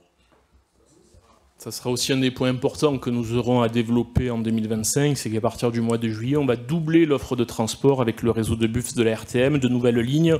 On en a déjà parlé ici, en direction de la Valentine, en direction du métro La Fourragère. Donc l'offre de transport ne sera pas dirigée uniquement sur la Rose, où là aussi les fréquences de bus vont aussi aller en s'accentuant. Donc on aura l'occasion d'en reparler au courant de l'année prochaine et de présenter ce nouveau réseau à l'ensemble des Allodiens qui bénéficieront de ces nouvelles structures et de ces nouveaux réseaux de bus.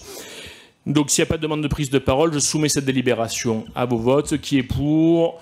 Qui est contre? Qui s'abstient? La délibération est adoptée, je vous en remercie. Nous passons à la délibération suivante qui concerne le service public de l'eau.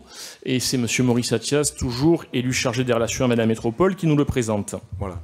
Donc ce rapport est aussi celui de l'année 2023. Donc, ce rapport présente les données sur le prix et la qualité des services publics de l'eau potable et de l'assainissement de la métropole Aix-Marseille-Provence pour l'année 2023. En 2023, la métropole a distribué plus de 130 millions de mètres cubes d'eau potable à près de 2 millions d'habitants via un réseau de 7 782 km. Des efforts sont menés pour renouveler les canalisations, comme on a pu le voir dans l'année 2024, on en reparlera donc l'année prochaine, contre les fuites et améliorer la qualité de l'eau conforme à plus de 99% aux normes, notamment dans notre commune. Sur la commune, il y a eu certains travaux, donc une réhabilitation et un renouvellement, notamment en 2023, d'une création d'une antenne sanitaire de refoulement. Juste pour information, au 1er janvier 2024, le prix de l'eau et de l'assainissement est de 4,23 le mètre cube, ce qui ne représente pas grand-chose vis-à-vis de bouteilles d'eau que certains achètent encore, contrairement à prendre de l'eau du robinet. Voilà pour ce rapport. Merci Boris Attias. Donc il s'agit d'un rapport, donc il n'y a pas de vote. Si ça vous convient, nous prenons acte collectivement de ce rapport.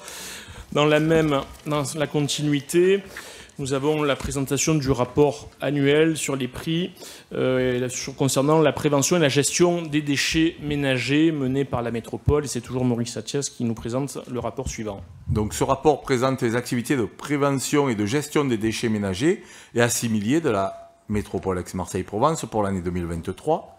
Le plan métropolitain vise une réduction de 10% des déchets d'ici 2025.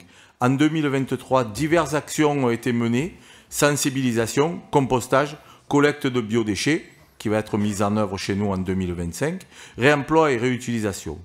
L'objectif de réduction de 9% par rapport à 2015 a été atteint. La commune participe activement au dispositif Commerce engagé, visant à réduire et mieux valoriser les déchets produits par les commerces locaux et la commune aussi. En 2023, 22 commerces d'Allo ont réalisé un diagnostic de leurs déchets et mis en place des actions pour diminuer, mieux trier ou éviter les déchets. Dans le cadre de la lutte contre le gaspillage alimentaire, la commune a été accompagnée pour peser les déchets gaspillés dans les cantines scolaires, réaliser un diagnostic, analyser les résultats, identifier les freins et recevoir des conseils sur des pistes d'amélioration. Voilà, je vous propose de prendre acte de ce rapport aussi. Merci Maurice Attias. Donc si vous êtes d'accord, nous prenons acte collectivement de ce rapport. Et nous arrivons à la dernière délibération de ce conseil municipal avec l'approbation des rapports de la CLECT. Et donc c'est Jean Tomaselli, adjoint aux finances, qui nous présente cette délibération. Oui, donc la commission locale d'évaluation des charges transférées, CLECT, constituée entre la métropole et ses communes membres, a transmis les rapports sur l'évaluation du coût net des charges transférées au titre de l'exercice des compétences concernées par ces modifications. Conformément aux dispositions du Code général des impôts, il appartient aux conseils municipaux des communes d'approuver par délibération concordante les rapports de la CLECT portant évaluation du montant des charges transférées dans un délai de 3 mois suivant la notification susmentionnée. Donc je vous propose d'approuver ces rapports. Merci beaucoup, Monsieur Tomaselli. Je vais mettre ces rapports aux voix. Qui est pour ? Qui est contre? Qui s'abstient? La délibération est adoptée. Je vous en remercie. Donc ce conseil municipal touche à sa fin. Je vous remercie de l'avoir suivi. C'était le dernier de l'année 2024. Le prochain aura lieu en début d'année 2025 avec le traditionnel débat d'orientation budgétaire. On l'a évoqué au cours de nos échanges. Il n'a pas été nommé de Premier ministre durant ce conseil municipal. L'annonce a été faite que ça serait reporté à demain. Cela ne nous empêchera pas de passer de très belles fêtes de fin d'année. Voilà, je vous souhaite à tous une bonne soirée, de profiter de vos proches dans les jours qui nous séparent de Noël, et on aura plaisir à se retrouver lors des grands événements qui rythmeront la vie de la commune jusqu'au 31 décembre et en début d'année 2025. Merci à tous.